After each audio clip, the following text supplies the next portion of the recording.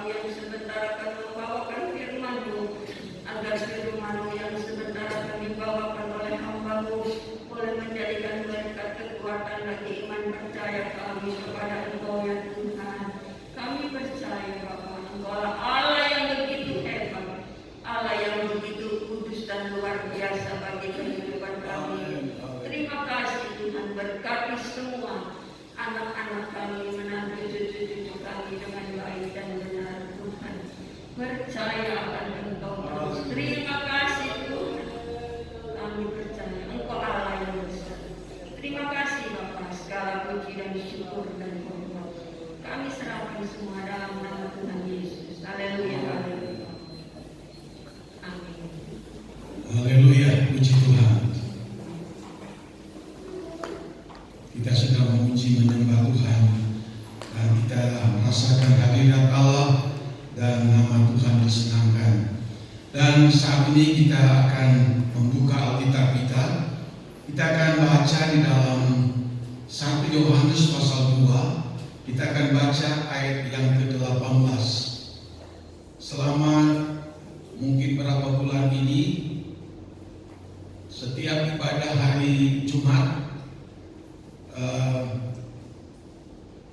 dimulai suratan Yohanes pertama setiap hari Jumat. Kalau tahun kemarin ini kitab Ibrani sudah selesai dan untuk beberapa bulan terakhir ini dimulai dari suratan Yohanes. Tapi setelah saya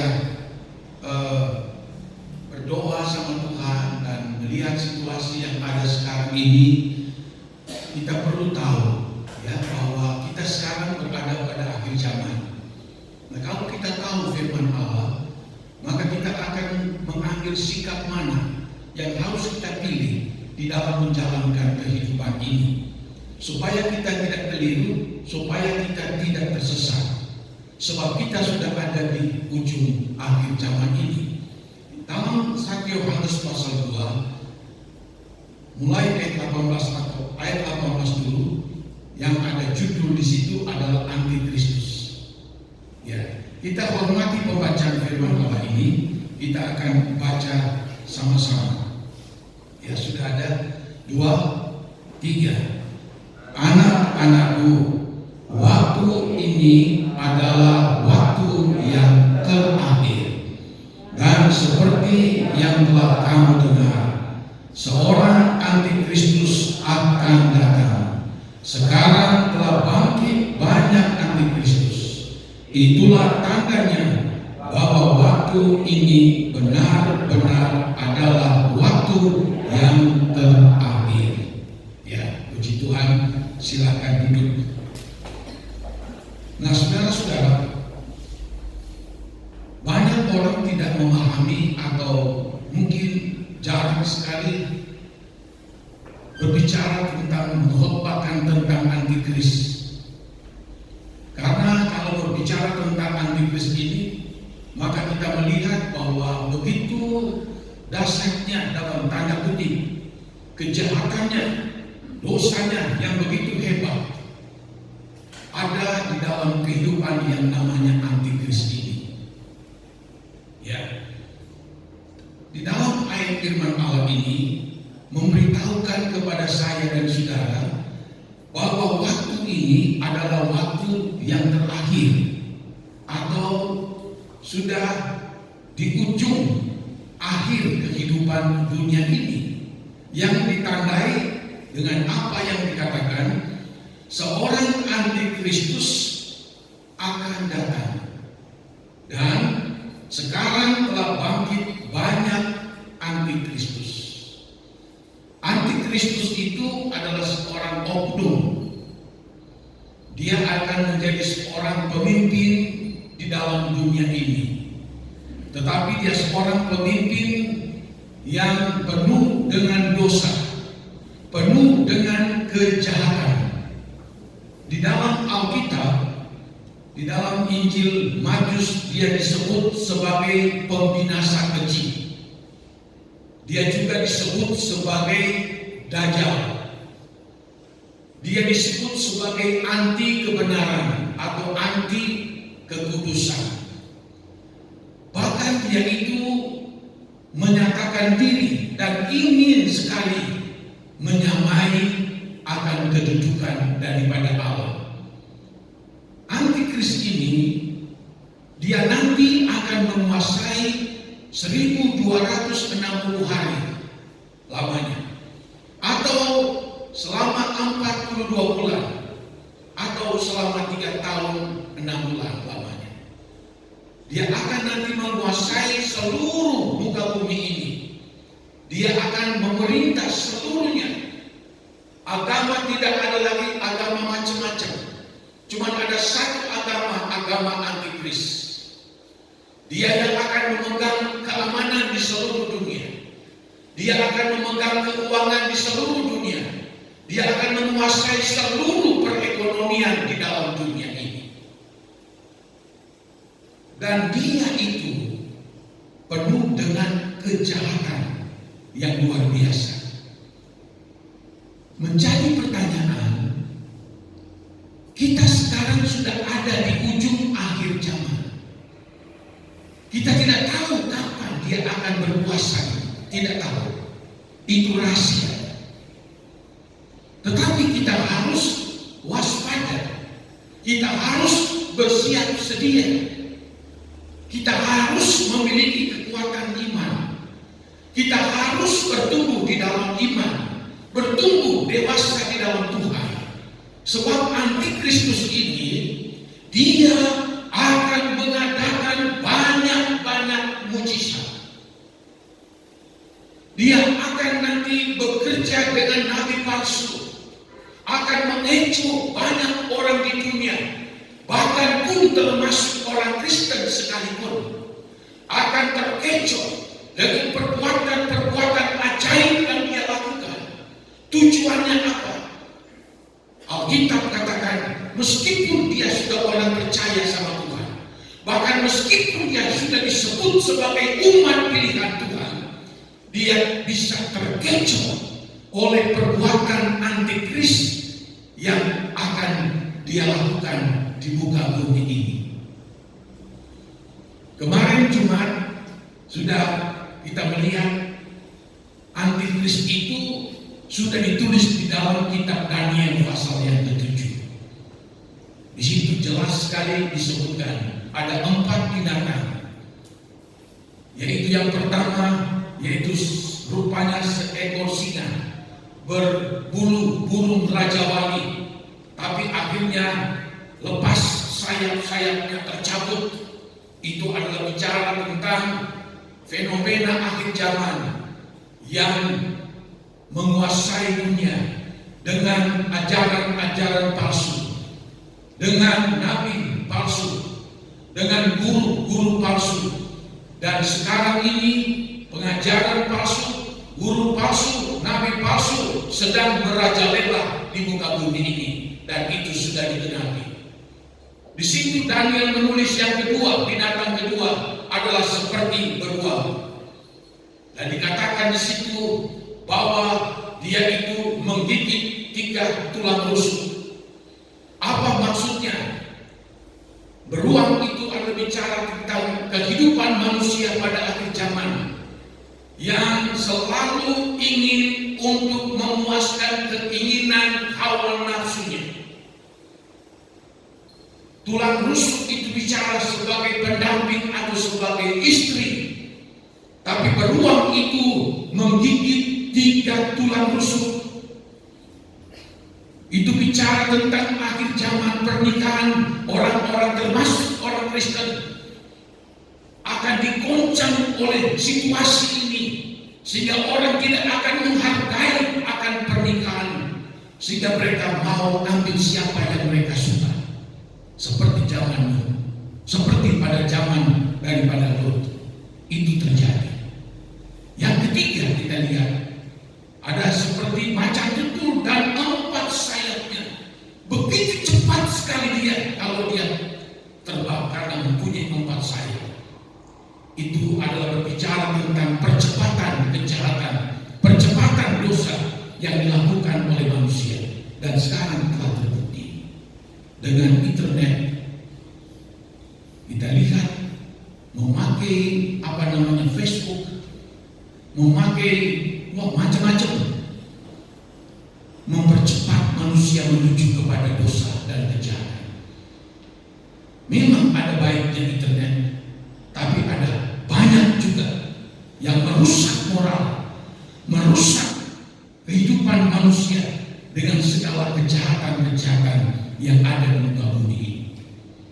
Kejahatan sekarang begitu cepat sekali, bagaikan seekor tadi dikatakan macam tutul, begitu cepat terbangnya.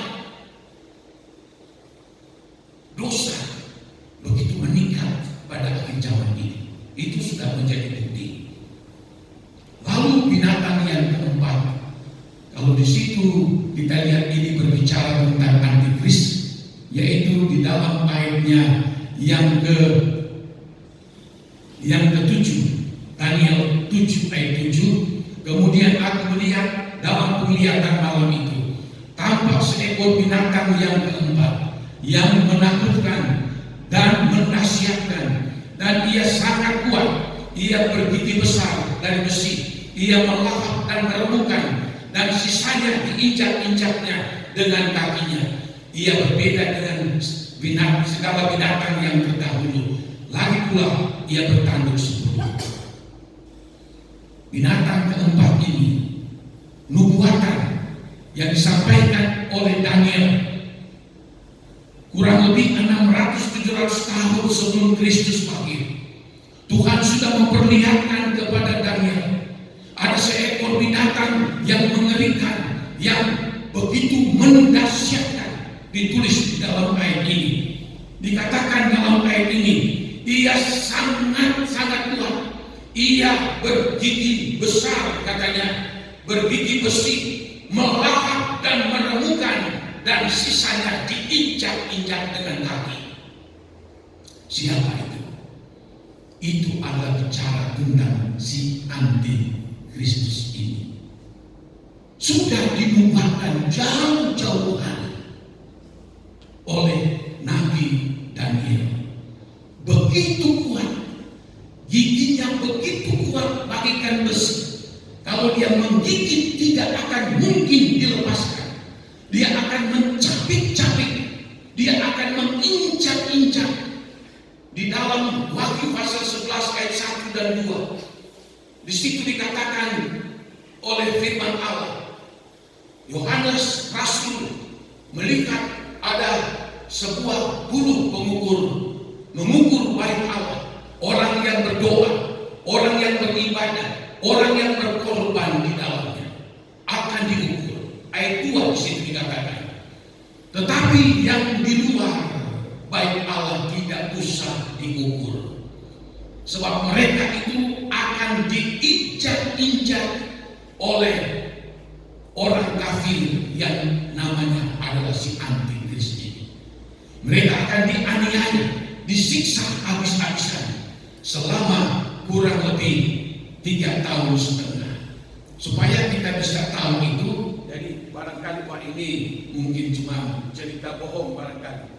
Lalu kita lihat dalam Wahyu 11 dikatakan dalam ayat 2, tetapi kecualikan pelataran bait suci yang di sebelah luar, janganlah engkau mengukurnya, karena ia telah diberikan kepada bangsa-bangsa lain atau antikris, dan mereka akan menginjak-injak bahkan kota suci 42 bulan lamanya, atau 1260 hari lamanya. Orang yang hidup di luar, katanya, di pelataran, tidak di dalam bait Allah, mereka itu sudah diserahkan kepada si penganiaya. Itu yang namanya si antikris ini. Daniel menulis, dia melihat semuanya peristiwa yang akan terjadi pada akhir zaman. Bahkan Tuhan Yesus sendiri memberitahu di dalam Matius pasal yang ke-24.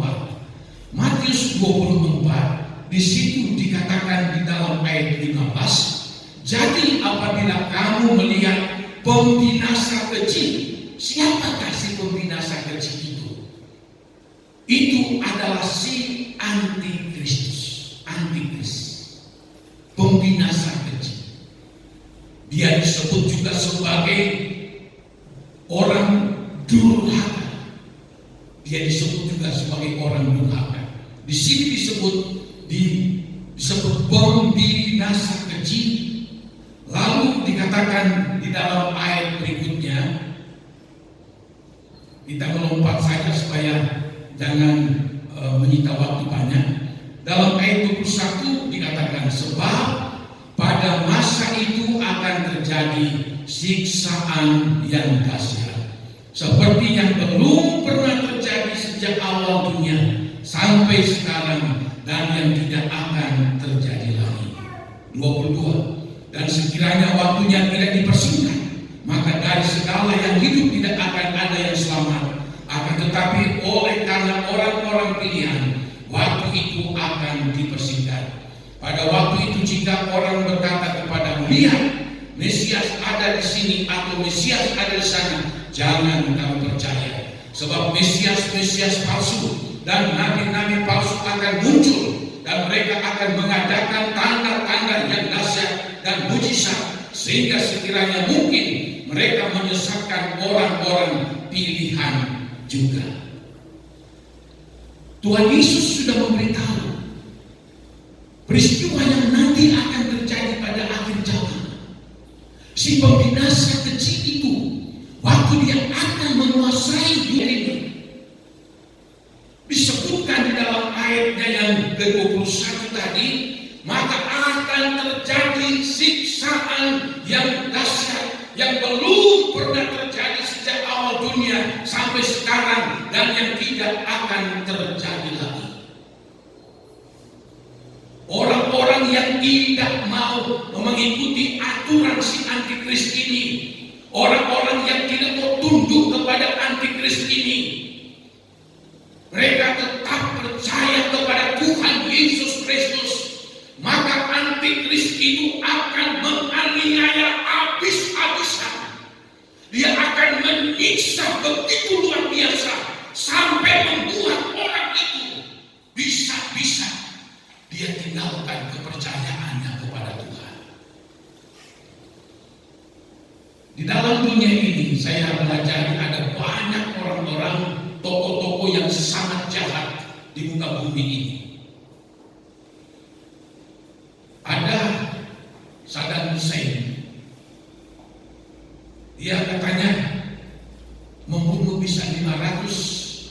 1.000 orang sampai 1 juta orang karena kediktatorannya. Yang tidak menuruti dia, siapapun dia akan bunuh, siksa. Ada juga Idi Amin.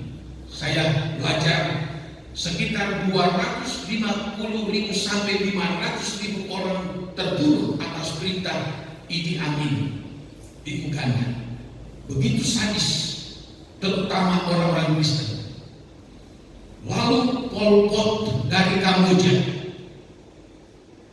dikatakan dia itu sekitar 1 sampai 2 juta orang dibunuh oleh Pol Pot ini, karena dia memiliki satu paham komunis yang tidak bisa dinasihati oleh apapun itu. Bahkan pun penguasa Soviet, Joseph Stalin namanya, dikatakan sekitar 14 juta sampai 20 juta orang terbunuh atas perintah dari Joseph Stalin ini. Yang sangat fenomenal, Adolf Hitler yang menguasai Jerman dan dia menguasai sebagian besar Eropa pada zaman Perang Dunia Kedua. Dikatakan bahwa dia telah membunuh sekitar dari tahun 1930 sampai 1941 dia membunuh sekitar 12 juta orang dan 6 juta lebih orang Yahudi yang dibunuh oleh Hitler ini. Tetapi waktu saya mengikuti satu seminar menjelaskan tentang siapakah antikris ini, sehebat-hebatnya Joseph Stalin, Idi Amin, sehebat-hebatnya Hitler, tidak ada seujung kuku dibanding dengan si antikris ini. Begitu hebatnya. Daniel 7 ayat 7 itu sudah digambarkan oleh Daniel. Dia berdiri besi, mencengkeram begitu kuat, menginjak-injak. Dan Yesus sudah memberitahu pada akhir dari kedatangannya, antikris ini akan muncul dan bahkan dia akan mengadakan banyak-banyak mujizat, mengecoh yang dikatakan di dalam ayatnya yang ke-24, sehingga sekiranya mungkin mereka menyesatkan orang-orang pilihan juga, orang yang sudah percaya Tuhan Yesus, dia sudah mengiring Tuhan Yesus berbatin, mungkin dia sudah jadi pelayan, tetapi disesatkan oleh si antikris ini dengan apa? Dengan begitu banyak mujizat yang dia lakukan. Bayangkan dunia zaman yang diceritakan akan terjadi masa yang begitu sukar, begitu sulit keadaan situasi ekonomi pada zaman antikris ini. Kalau saja si antikris ini bisa mengadakan mujizat, bayangin kalau ada orang yang sakit, orang Kristen contoh, sudah didoakan pendeta tidak sembuh, bawa ke rumah sakit tidak sembuh-sembuh, tetapi ada nabi palsu antikris datang, lalu menumpangkan tangan kepada orang sakit, lalu orang sakit itu sembuh. Lalu bagaimana sikap orang yang telah disembuhkan? Bagaimana sikap keluarga yang telah disembuhkan saudaranya yang sakit? Mereka mungkin berkata, pendeta baik bisa nyembuhin, dokter sehebat apapun tidak bisa, tapi lihat si nabi palsu dan antikris, mereka bisa menyembuhkan. Makanya saudara-saudara, kalau kita orang Kristen mengikut Tuhan hanya untuk mendapatkan mujizat, meminta mujizat pada akhir zaman, mujizat itu akan limpah. Antikris dan nabi palsu akan mengatakan mujizat-mujizat yang sungguh mendahsyatkan, dan orang yang sudah dipilih pewaris kerajaan surga sekalipun bisa terkecoh. Bayangin, pas tidak punya uang. Tidak ada yang mau menolong kita. Tiba-tiba anak buah antikris atau anak buah dari nabi palsu dia datang. Dia ambil kertas, dia sobek-sobek, lalu dia akan katakan, "Sim, salapin, keluarkan jadi uang." Atau dia bisa melakukan apa saja, mengatakan banyak mujizat. Dikatakan dalam ayat 24, mereka menyesatkan orang-orang pilihan juga. Sudah terpilih jadi anak Tuhan, orang percaya, mungkin melayani Tuhan, tapi terpleset karena mujizat-mujizat yang dilakukan oleh si antikris ini dan berkolaborasi dengan nabi palsu ini. Kenapa ini sangat penting? Ditulis juga di dalam Injil Markus pasal 13. Saudara baca dulu. Ditulis juga di dalam Injil Lukas pasal 21. Lalu ditulis juga di dalam 2 Timotius pasalnya yang kedua. Ya, karena memang ada banyak ayat yang dilihat di Alkitab, tapi ayat yang kita lihat ini, baca lagi 2 Timotius pasal 2, 2 Tesalonika pasal 2, dikatakan begini. Ayat 3, janganlah kamu memberi dirimu disesatkan orang dengan cara yang bagaimanapun juga. Sebab sebelum hari itu haruslah datang dahulu murtad dan haruslah dinyatakan dahulu manusia durhaka yang harus binasa. Ini bicara tentang akhir zaman juga. Ya. Sebelum kedatangan Yesus kali yang kedua, haruslah datang dahulu murtad. Jadi kalau sekarang ini ada banyak orang, termasuk orang Kristen yang murtad, itu sudah ditulis 1 Timotius 4 ayat 1, di dalam 2 Tesalonika pasal 2 ini akan terjadi pemurtadan, meninggalkan Tuhan.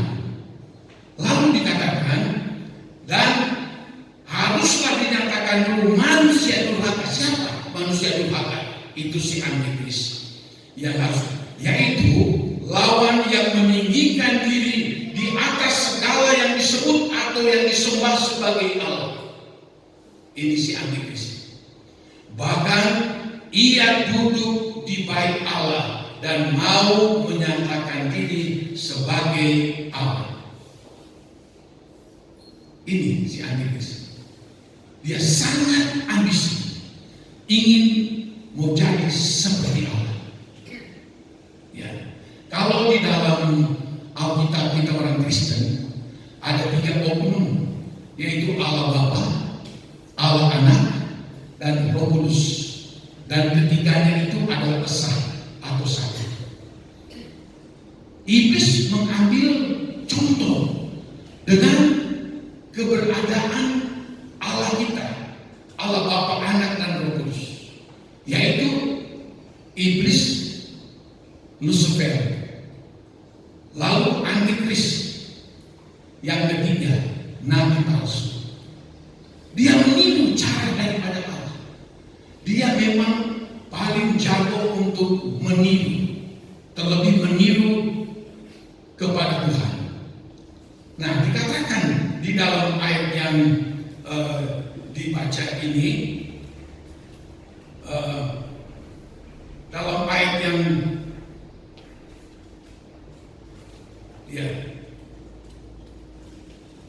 ayat yang 9 dalam 2 Tesalonika 2, kedatangan si pendurhaka itu, si antikris itu, adalah pekerjaan iblis, dikuasai oleh iblis. Dia adalah manusia durhaka, tapi dia itu di-backup oleh iblis dan akan akan disertai rupa-rupa perbuatan ajaib. Banyak sekali perbuatan ajaib yang dia akan lakukan. Tanda-tanda dan mujizat-mujizat palsu. Dia bisa mengecoh orang dengan tanda-tanda dan mujizat-mujizat, tapi tujuannya menipu karena palsu.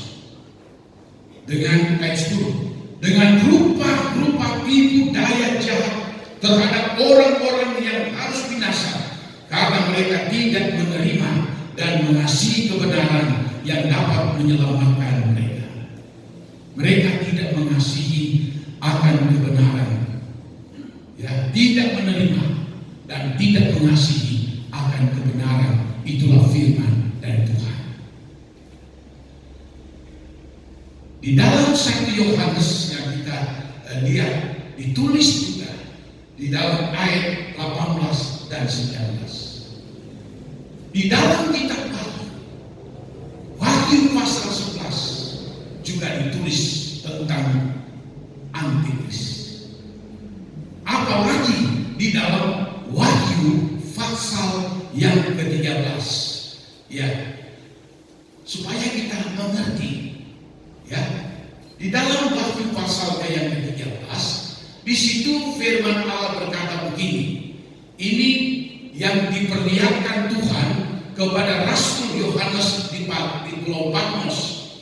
Lalu aku melihat seekor binatang keluar dari dalam laut, bertanduk 10 dan berkepala 7. Di atas tanduknya terdapat 10 mahkota, dan pada kepalanya tertulis nama-nama hujan. Binatang yang kulihat itu serupa macan tutul seperti di dalam Daniel pasal 7. Kakinya seperti kaki beruang sama dalam Daniel 7. Mulutnya seperti mulut singa sama. Dan naga itu atau iblis itu memberikan kepadanya kekuatannya dan tahtanya dan kekuasaannya yang besar. Seekor binatang ini yang keluar dari dalam laut, siapakah dia? Itulah si antikris. Di dalam kitab Wahyu ayat yang sama, air laut yang banyak itu adalah berbicara manusia yang hidup di dalam bumi ini. Dia keluar dari antara manusia yang hidup di muka bumi ini. Lalu tampaklah kepadaku satu dari kepala-kepalanya seperti kena luka yang membahayakan hidupnya, tapi luka yang membahayakan hidupnya akan sembuh. Seluruh dunia heran lalu mengikut binatang. Dia mengadakan mujizat dan seluruh dunia melihat itu melalui televisi, dan mereka mengikuti antikris itu.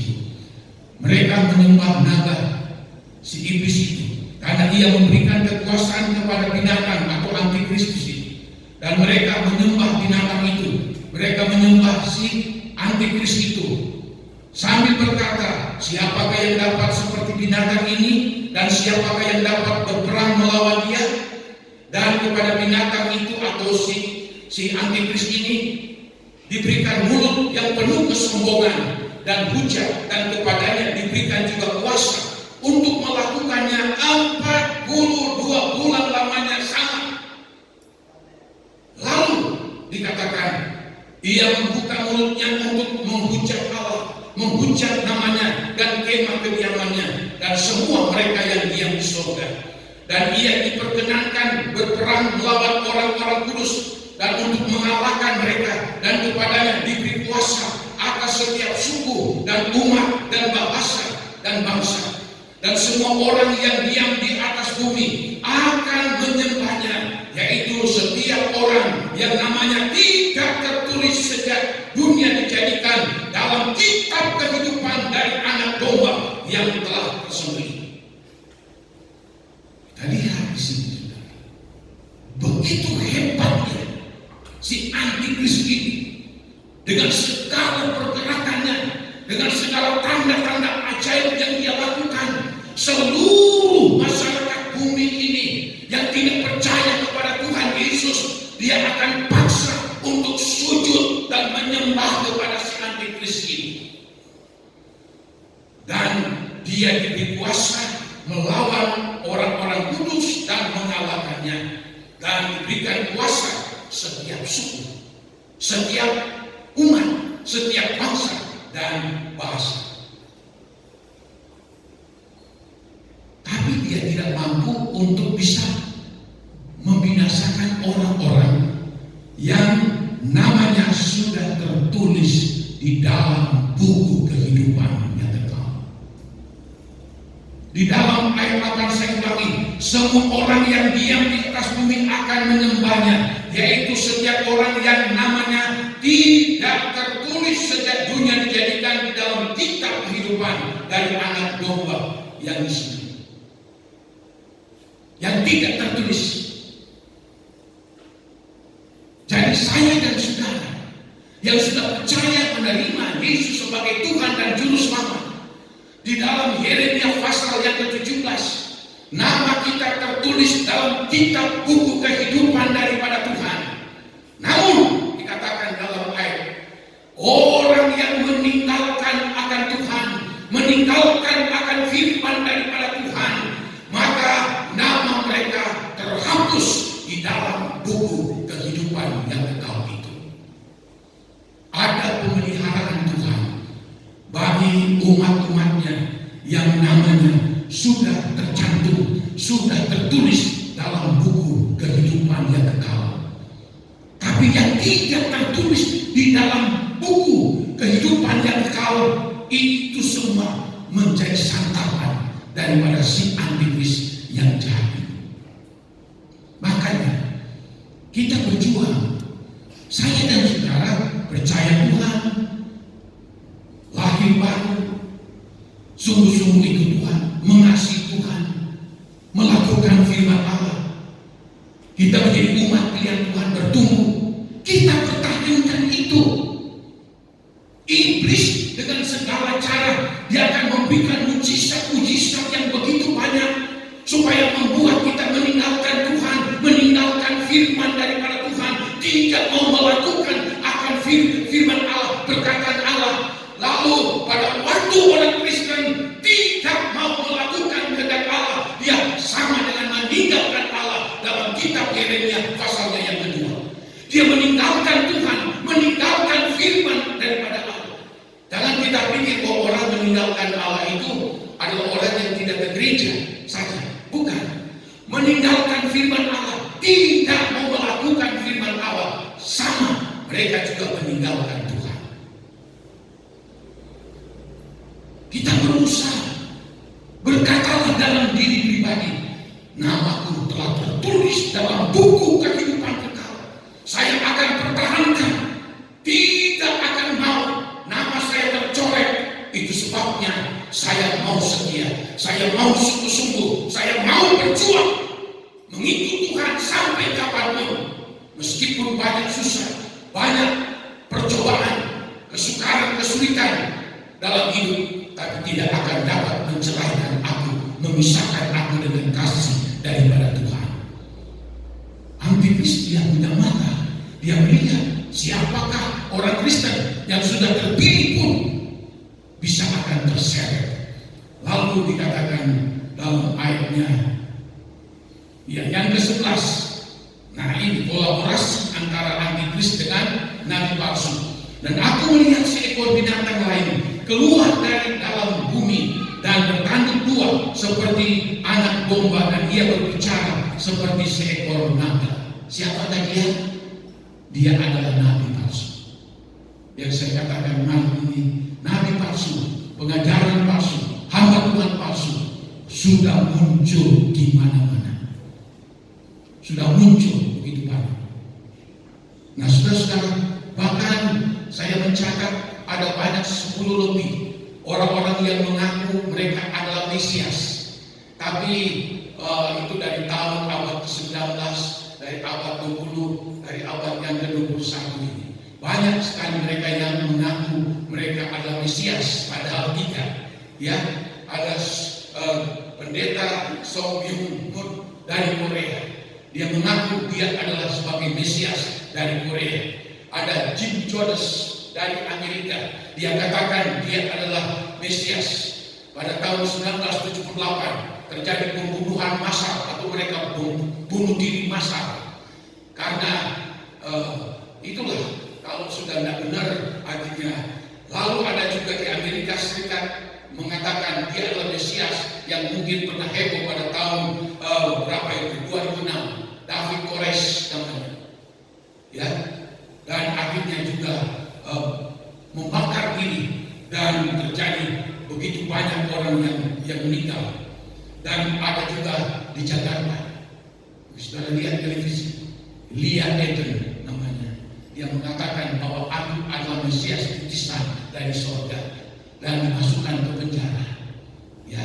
Dan ada yang sangat terkenal yang dari India, dia melanglang buana ke Eropa, ke Amerika, namanya Sai Baba.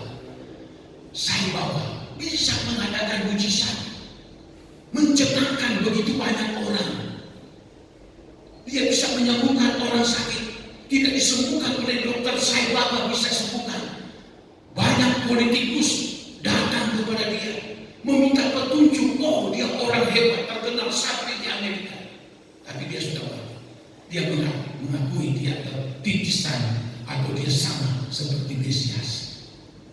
Banyak yang mengatakan aku Mesias. Yesus katakan kalau ada orang berkata di situ Mesias, di sini, jangan percaya, akan muncul banyak Mesias. Nah ini nabi palsu ini. Lalu ayat 12 lagi 13. Dan seluruh kuasa binatang antikris itu, yang pertama dijalankan di depan matanya. Ia menyebabkan seluruh bumi dan semua penghuninya menyembah binatang pertama yang luka parahnya telah sembuh. Jadi tugas daripada si nabi palsu ini dikatakan dia menjalankan perintah daripada si antikris ini di seluruh muka bumi ini, ya, seluruh penghuninya di muka bumi ini. Lalu dikatakan ayat 13, dan ia mengadakan tanda-tanda yang dahsyat, bahkan ia menurunkan api dari langit ke bumi di depan mata semua orang. Ini nabi palsu bisa mengadakan mujizat, menurunkan api dari langit. Dia bisa lakukan itu seperti zaman Nabi dulu. Bayangkan, orang bisa kira padahal itu pekerjaan antikris dan pekerjaan nabi palsu. Ayat 14, ia menyesatkan mereka yang diam di bumi dengan tanda-tanda. Menyesatkan orang yang ada di seluruh muka bumi dengan tanda-tanda ajaib. Lalu yang telah diberikan kepadanya untuk dilakukannya di depan mata binatang atau antikris itu. Dan ia menyuruh mereka yang diam di bumi supaya mereka mendirikan patung untuk menghormati binatang yang luka oleh pedang namun yang tetap hidup itu. Dan kepadanya diberikan kuasa untuk memberikan nyawa kepada patung binatang itu, sehingga patung binatang itu berbicara juga dan bertindak begitu rupa, sehingga semua orang yang tidak menyembah patung binatang itu dibunuh. Patung biasa, tapi dengan kuasa mujizat yang ada pada antikris dan nabi palsu bisa membuat patung itu bisa berkata-kata. Nah sekarang ini mungkin belum lama ini kita lihat di Eropa, di Jepang membuat suatu patung bisa jalan dan bisa berkata-kata, bisa berkata-kata. Ini kita lihat teknologi yang canggih sekarang ini manusia bisa melakukan, dan saya percaya antikris akan lebih hebat lagi, sehingga patung yang dia buat itu bisa berkata-kata seperti manusia. Lalu dikatakan dalam ayatnya yang ke-16, dan ia menyebabkan sehingga kepada semua orang di dunia ini, kecil atau besar, kaya atau miskin, merdeka atau hamba, diberi tanda pada tangan kanannya atau pada dahinya. Dan tidak seorang pun yang dapat membeli atau menjual selain daripada mereka yang memakai tanda itu, yaitu nama binatang atau bilangan namanya. Seluruh dunia dikuasai. Agama cuma ada satu agama antikris di bawah pimpinan, yaitu si nabi palsu ini, yang mengadakan begitu banyak mujizat, mentakjubkan manusia yang hidup di muka bumi ini. Lalu mereka membuat suatu peraturan di mana dikatakan tidak seorang pun yang dapat membeli atau menjual selain daripada mereka yang memakai tanda. Keuangan dipegang oleh antikris, perbankan dikuasai, ekonomi dikuasai oleh antikris. Lalu mereka sepakat antikris dengan si nabi palsu dan pengikut-pengikutnya, yaitu tidak ada orang yang dapat berbelanja di toko, di Alfamart, Indomaret, di pasar, atau di mall, dimanapun ada pusat perdagangan. Dia boleh berbelanja asal dia punya tanda 666 yang ada di tangan seperti ini atau ada di dahi ini. Yang tidak ada tanda 666 di tangan atau di dahi, maka dia tidak boleh berbelanja. Bayangin kalau dia punya anak yang lagi menyusu, dia punya anak itu tidak ada beras, tidak ada supermie di rumah, tidak ada makanan di rumah. Anaknya nangis-nangis pergi belanja, tidak boleh karena dia itu tidak ada tanda 66 sebab dia pengikut Kristus. Teriakan tangisan anaknya setiap hari dia dengar bisa lumer karena aturan ini. Sudah saja, cuma tanda 66 kok, pergi belanja. Waktu dia sampai di pintu, dicek, oh ibu tidak punya tanda 66. Ibu boleh belanja mie, semua yang ibu perlu, asal ibu mau dicap dengan tanda 66. Ibu pikir, bapak pikir gimana? Di rumah anak-anak sudah lapar, ya sudah nggak apa-apa. Semua perdagangan dikuasai oleh antikris. Orang yang tidak ada tanda 66 tidak boleh belanja. Kalau iman kita cetek, iman kita asal-asalan, iman kita tidak kuat, iman kita tidak teguh, kita mungkin berkata persetan dengan tanda itu. Sudah, berikan aku tanda asal aku dapatkan makanan untuk anak cucu saya. Begitu mudah nanti akan terjadi seperti itu. Dikatakan dalam ayat yang ke-18, yang penting di sini ialah hikmat. Barang siapa yang bijaksana, baiklah ia menghitung bilangan binatang atau antikris itu, karena bilangan itu adalah bilangan seorang manusia dan bilangannya ialah 666, 666 angka antikris. Dan ironisnya sekarang kita lihat di televisi, baik televisi umum, baik di YouTube, kita lihat banyak sekali orang mempromosikan tanda 66 ini. Saya melihat di televisi umum, kalau tidak salah televisi TV apa, di situ diperagakan ada banyak orang di satu tempat itu, mungkin satu gedung, lalu mereka mempraktekkan mengenai tanda yang dipasang kepada setiap orang. Banyak orang yang ada di situ.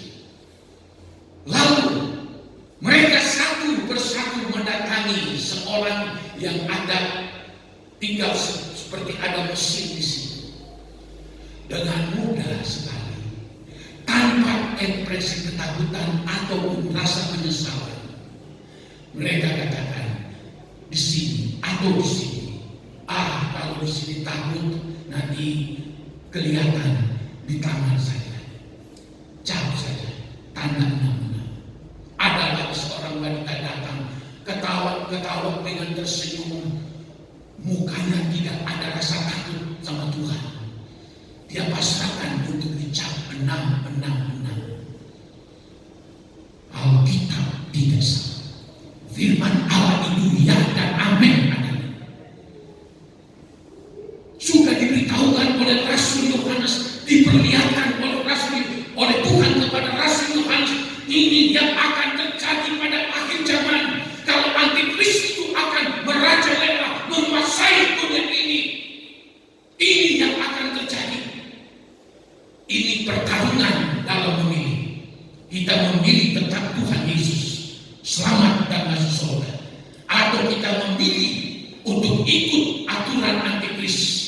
Kita bebas belanja, kita bebas beli apapun, tapi nanti ujung-ujungnya kita akan binasa.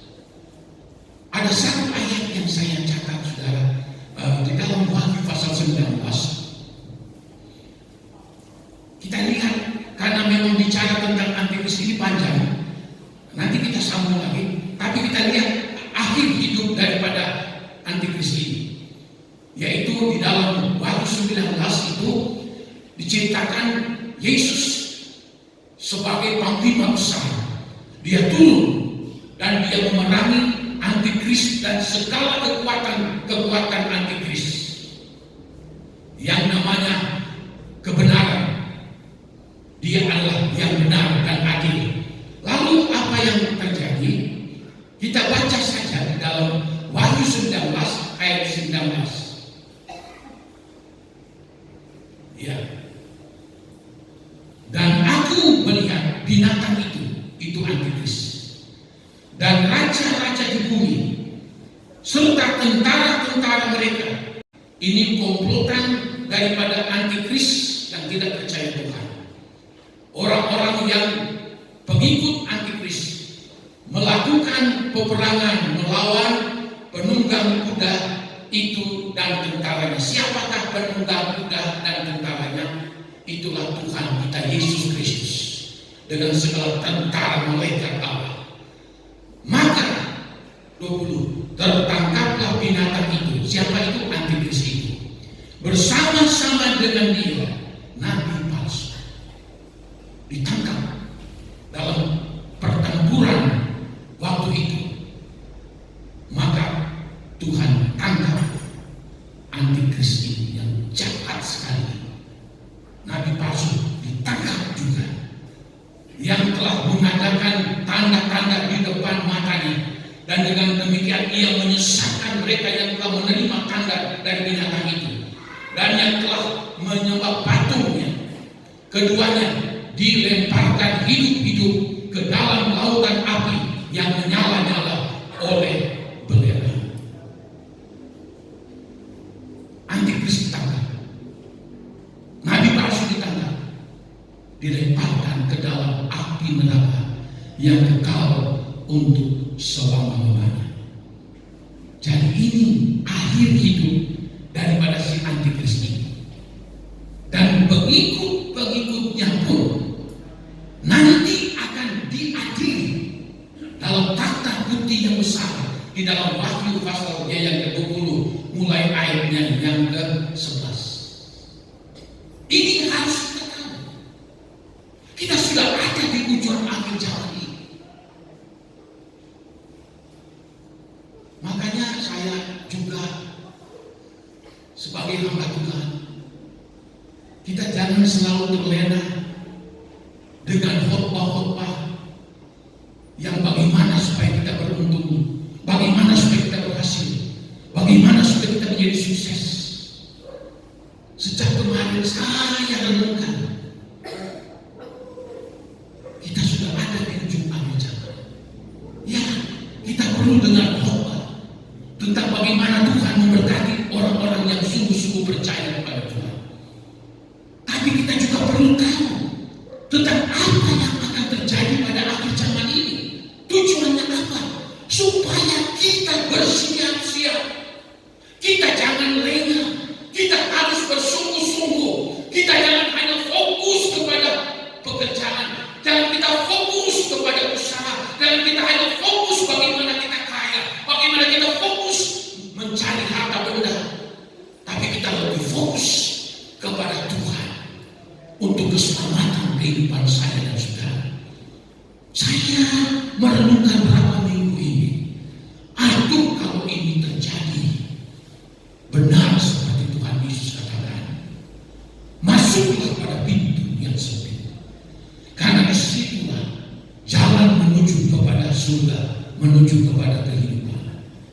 Jalan yang lebar, banyak sekali orang yang mengikutinya, tapi ujungnya menuju kepada kebinasaan. Apalagi kita berhadapan bukan dengan manusia biasa. Kita berhadapan dengan si antikris yang jahat. Kita berhadapan dengan nabi palsu dan kolaborasi antara antikris dan nabi palsu. Mereka mengatakan begitu banyak tanda-tanda ajaib, begitu banyak mujizat-mujizat yang akan mereka kerjakan di luar nalar pikiran manusia. Kalau kita terkecoh dengan tanda-tanda ajaib ini, kita terkecoh dengan mujizat palsu yang dilakukan oleh nabi palsu dan antikris ini, mudah sekali seperti membalikkan telapak tangan kita dari Tuhan, lalu kita beralih kepada antikris. Orang yang terlalu mengasihi dunia, orang yang terlalu mengasihi harta, orang yang terlalu mengasihi dirinya bukan kepada Tuhan, orang yang tidak kuat dalam menghadapi tantangan ujian cobaan, sangat mudah sekali terkecoh, terbawa arus, dibuang daripada antikris dan nabi palsu ini. Sangat-sangat mudah sekali. Lagi susah, lagi menderita, lagi tidak punya uang, lagi sakit, tidak sembuh, tiba-tiba antikris datang, tiba-tiba nabi palsu datang menawarkan kesembuhan, menawarkan uang, menawarkan makanan, menawarkan kebutuhan kita. Apa kita tidak terkecoh?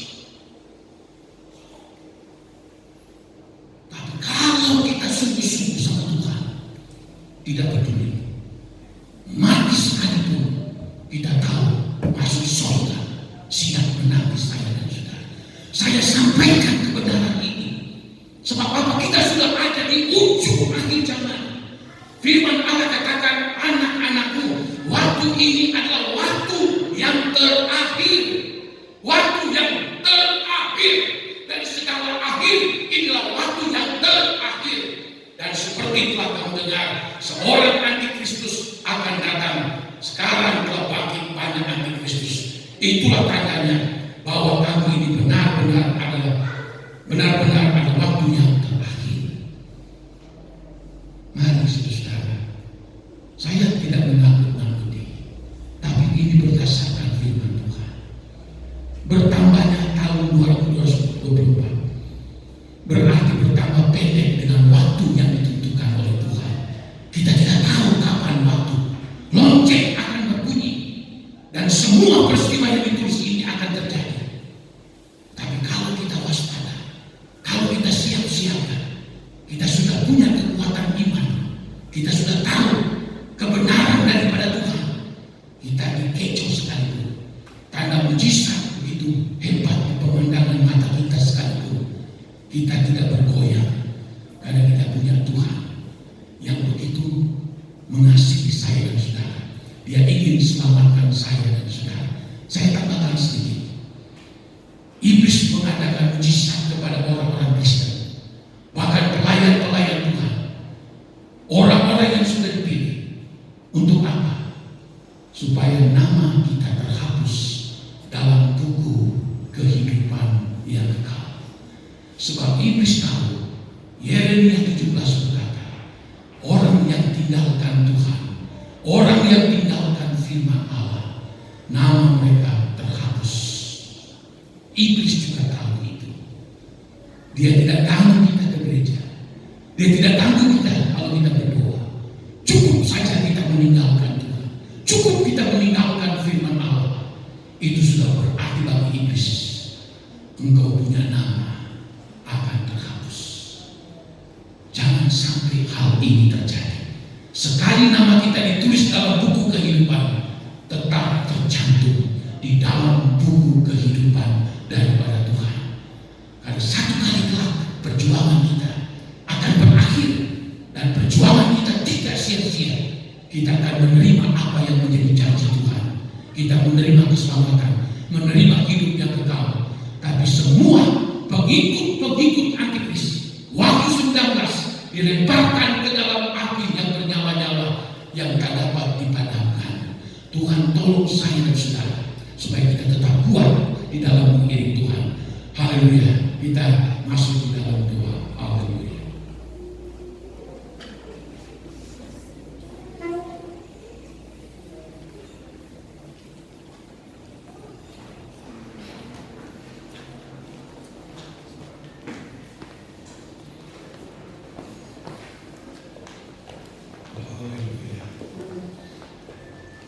Kita berdiri sama-sama, kita nyanyikan satu nyanyian yang lama, tapi bisa memberikan kekuatan.